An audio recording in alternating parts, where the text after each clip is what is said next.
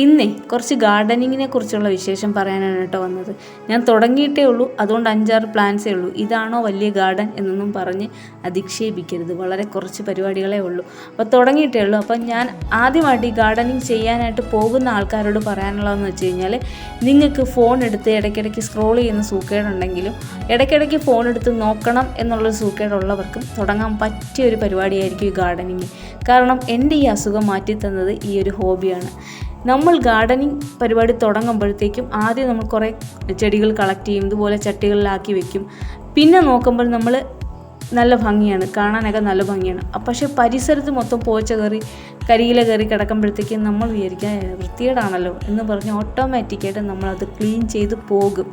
അതാണ് ഈ ഗാർഡനിങ്ങിൻ്റെ ഒരു പ്രത്യേകത എന്ന് പറഞ്ഞാൽ, നമ്മുടെ ആ മടി അങ്ങ് അകറ്റി മാറ്റും എന്നുള്ളതാണ് ഇതിൻ്റെ ഒരു പ്രത്യേകത. പിന്നെ ചില ആൾക്കാർ പറയുന്നുണ്ട്, വെറുതെ വേസ്റ്റ് ചെയ്യാനായിട്ട് കുറേ ചെടി വാങ്ങിച്ച് നടന്നു, വല്ല മരച്ചീനിയോ അല്ലെങ്കിൽ 5-6 മൂട് വാഴയോ വാങ്ങിച്ച് നടാൻ പറയും.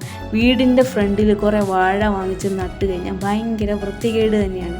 വീടിൻ്റെ അകം എങ്ങനെയാണോ നമ്മൾ ഡെക്കറേറ്റ് ചെയ്ത് വെക്കുന്നത്, അതുപോലെ തന്നെ പുറവും ഡെക്കറേറ്റ് ചെയ്ത് വെക്കണം. Thanks for watching.